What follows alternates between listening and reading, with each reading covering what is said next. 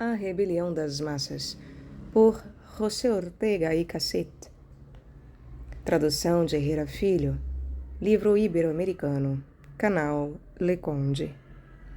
Caros ouvintes, caso gostem do que aqui é lido, por favor, adquiram o livro. Caso gostem do meu trabalho e queiram auxiliá-lo, centavos serão muito bem-vindos, podendo ser doados via Pix, Apoia-se ou Vaquinha. Os links estão todos no descritivo. Também é possível comprar livros que chegaram até mim pela lista de desejos da Amazon. E ainda é possível comprar livros através de sebos, caso queiram algum valor mais barato. Eu vejo através do sebo qual o valor e vocês me passam o valor ou então eu gero o boleto para que possam pagá-lo. Chegando o livro, poderei gravá-lo e poderemos ouvi-lo. Também peço para que, por favor, curtam, compartilhem, comentem, inscrevam-se no canal se já não o tenham feito. E também tornem-se membro aqui do canal. Há diversos valores para diversas finalidades. Faça você também como o Adilson e a Márcia. Agradeço em especial a Lena, que nos comprou este livro. A Rebelião das Massas, que agora podemos ouvir. Muito obrigada, Lena. Muito obrigada pela presença, pelos comentários e também por este livro. E obrigada a todos também pela presença. Eu desejo uma boa escuta. Quinto, um dado estatístico. Neste ensaio eu quisera vislumbrar o diagnóstico de nosso tempo, de nossa vida atual. Vai enunciada a primeira parte dele, que pode resumir-se assim: a nossa vida, como repertório de possibilidades, é magnífica, exuberante, superior a todas as historicamente conhecidas. Mas assim como seu formato é maior, transbordou todos os caminhos, princípios, normas e ideais legados pela tradição. É mais vida que todas as vidas, e por isso mesmo, mais problemática. Não pode orientar-se no pretérito, tem de inventar o seu próprio destino. Mas agora é preciso completar o diagnóstico. A vida, que é antes de tudo o que podemos ser, vida possível, é também e por isso mesmo decidir entre as possibilidades o que em efetivo vamos ser. Circunstâncias e decisão são os dois elementos radicais que se compõem a vida. As circunstâncias, as possibilidades, é o que de nossa vida nos é dado e imposto. Isso constitui o que chamamos o mundo. A vida não elege seu mundo, mas viver é encontrar-se imediatamente em um mundo determinado e insubstituível, neste de agora. O nosso mundo é a dimensão de fatalidade que integra a nossa vida, mas esta fatalidade vital não se parece à mecânica. Não somos arremessados para a existência como a bala de um fuzil, cuja trajetória está absolutamente predeterminada. A fatalidade em que caímos ao cair neste mundo, o mundo é sempre este de agora, consiste em todo o contrário. Em vez de impor-nos uma trajetória, impõe-nos várias e, consequentemente, nos força a eleger. Surpreendente condição a da nossa vida. Viver é sentir-se fatalmente forçado a exercitar a liberdade, a decidir o que vamos ser neste mundo. Nem um só instante se deixa descansar a nossa atividade de decisão. Inclusive, quando desesperados, nos abandonamos ao que queira vir. Decidimos não decidir. É, pois, falso dizer que na vida decidem as circunstâncias. Pelo contrário, as circunstâncias são o dilema sempre novo, ante o qual temos de nos decidir. Mas quem decide é o nosso caráter. Tudo isto vale também para a vida coletiva. Também há nela, primeiro, um horizonte de possibilidades e depois uma resolução que elege e decide o modo efetivo da existência coletiva. Esta resolução emana do caráter que a sociedade tenha, ou o que é o mesmo do tipo de homem dominante nela. Em nosso tempo, domina o homem-massa. É ele quem decide. Não se diga que isto era o que acontecia já na época da democracia, do sufrágio universal. No sufrágio universal não decidem as massas, não. Senão que o seu papel consistiu em aderir à decisão de uma ou outra minoria. Estas apresentavam os seus programas, excelente vocábulo. Os programas eram, com efeito, programas de vida coletiva. Neles convidava-se a massa a aceitar um projeto de decisão. Hoje acontece uma coisa muito diferente. Se observa a vida pública dos países onde o triunfo das massas avançou mais, que são os países mediterrâneos, surpreende notar que neles se vive politicamente ao dia. O fenômeno é sobremaneira estranho. O poder público acha em mãos de um representante de massas. Estas são tão poderosas que aniquilaram toda a possível oposição. São donas do poder público em forma tão incontrastável e superlativa que seria difícil encontrar na história situações de governo tão prepotentes como estas. E, entretanto, o poder público, o governo, vive ao dia. Não se apresenta como um porvir franco. Não significa um anúncio claro de futuro. Não aparece como começo de algo cujo desenvolvimento ou evolução seja imaginável. Em suma, vive sem programa de vida, sem projeto. Não sabe aonde vai, porque a rigor não vai. Não tem caminho prefixado, uma trajetória antecipada.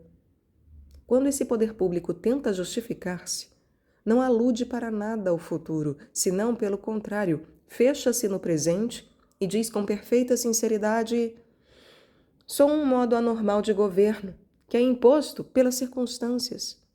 Quer dizer, pela urgência do presente, e não por cálculos do futuro. Daí que sua atuação se reduz a evitar o conflito de cada hora, e não a resolvê-lo, mas a escapar dele imediatamente, empregando os meios que sejam, ainda à custa de acumular com seu emprego maiores conflitos sobre a hora próxima. Assim tem sido sempre o poder público quando o exerceram diretamente as massas, onipotente e efêmero.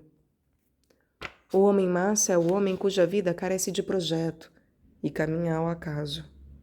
Por isso não constrói nada, ainda que suas possibilidades, seus poderes, sejam enormes.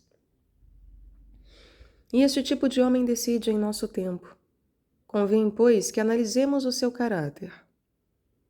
A chave para esta análise encontra-se quando, retrocedendo ao começo deste ensaio, nos perguntamos: de onde vieram todas estas multidões que agora enchem e transbordam o cenário histórico?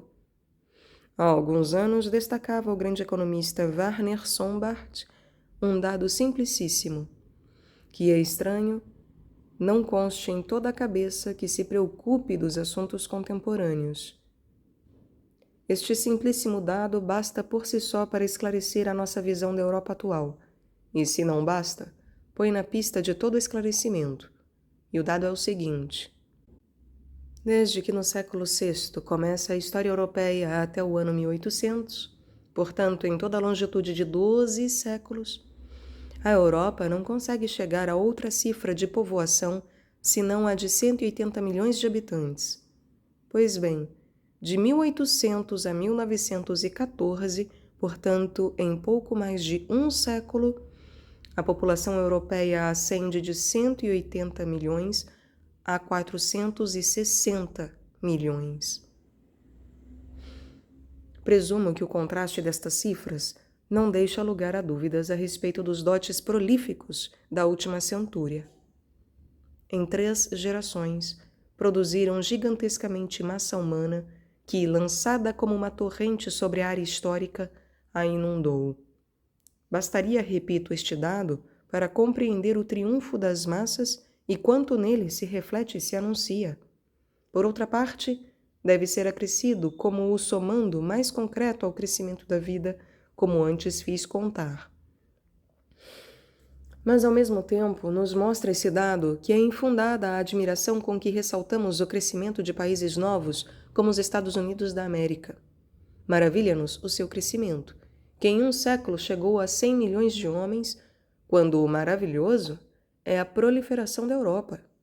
Eis aqui outra razão para corrigir o espelhismo que supõe uma americanização da Europa.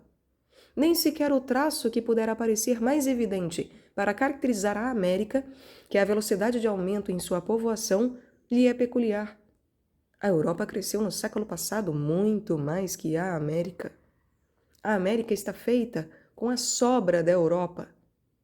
Mas, ainda que não seja tão conhecido como devera o dado calculado por Werner, era de sobra notório o fato confuso de haver aumentado consideravelmente a povoação europeia para insistir nele.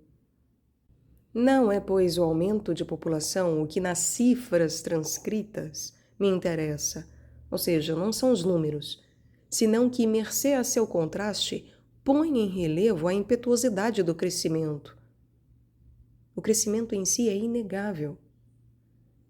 Esta é a que agora nos importa, porque esta impetuosidade significa que têm sido projetados a magotes sobre a história montões e montões de homens em ritmo tão acelerado que não era fácil saturá-los da cultura tradicional.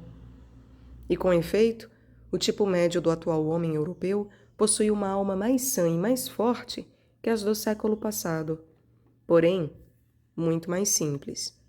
Daí que às vezes produz a impressão de um homem primitivo, surgido inesperadamente em meio a uma velhíssima civilização. Nas escolas que tanto orgulhavam o passado século, não se pôde fazer outra coisa senão ensinar às massas as técnicas da vida moderna. Mas não foi possível educá-las. Deram-se-lhe instrumentos para viver intensamente, mas não sensibilidade para os grandes deveres históricos. Inoculou-se-lhes atropeladamente o orgulho e o poder dos meios modernos, mas não o espírito. Por isto não querem nada com o espírito, e as novas gerações dispõem-se a tomar o comando do mundo como se o mundo fosse um paraíso sem rastros antigos, sem problemas tradicionais e complexos. Corresponde, pois, ao século passado a glória e a responsabilidade de haver soltado sobre a face da história as grandes multidões. Por essa razão, oferece este fato a perspectiva mais adequada para julgar com equidade essa centúria. Algo extraordinário, incomparável, devia haver nela quando na sua atmosfera se produzem tais colheitas de fruto humano. É frívola e ridícula toda a preferência dos princípios que inspiraram qualquer outra idade pretérita, se antes não demonstra que se encarregou deste fato magnífico e tentou digeri-lo. Aparece a história inteira como um gigantesco laboratório onde se fizeram os ensaios imagináveis para obter uma fórmula de vida pública que favorecesse a planta homem, e ultrapassando toda possível sofisticação, encontramo-nos com a experiência de que, ao submeter a semente humana ao tratamento destes 2 princípios, democracia liberal e técnica, num só século, triplica-se a espécie europeia. Fato tão exuberante força-nos, se não preferirmos ser dementes, a tirar estas consequências. Primeira, que a democracia liberal fundada na criação técnica é o tipo superior de vida pública até agora conhecido. Segunda, que esse tipo de vida não será o melhor imaginável, mas o que imaginemos melhor terá de conservar o essencial daqueles princípios. Terceira, que é suicida todo retorno a formas de vida inferiores à do século XIX. Uma vez reconhecido isto com toda a claridade que demanda a claridade do próprio fato, é preciso resolver-se contra o século XIX. Se é evidente que havia nele algo extraordinário e incomparável, não o é menos que deveu padecer certos vícios radicais, certas constitutivas insuficientes quando engendrou em casta de homens, os homens massa rebeldes que põem em perigo iminente os princípios mesmos a que deveram a vida. Se esse tipo humano continua dono da Europa e é definitivamente quem decide, bastarão 30 anos para que nosso continente retroceda à barbárie. As técnicas jurídicas e materiais se volatilizarão com a mesma facilidade com que se perderam tantas vezes segredos de fabricação. A vida toda se contrairá. A atual abundância de possibilidades se converterá em efetiva míngua, escassez, impotência angustiosa e em verdadeira decadência. Porque a rebelião das massas é uma e mesma coisa com o que Rathenau chamava a invasão vertical dos bárbaros. Importa, pois, muito conhecer a fundo este homem-massa, que é pura potência do maior bem e do maior mal.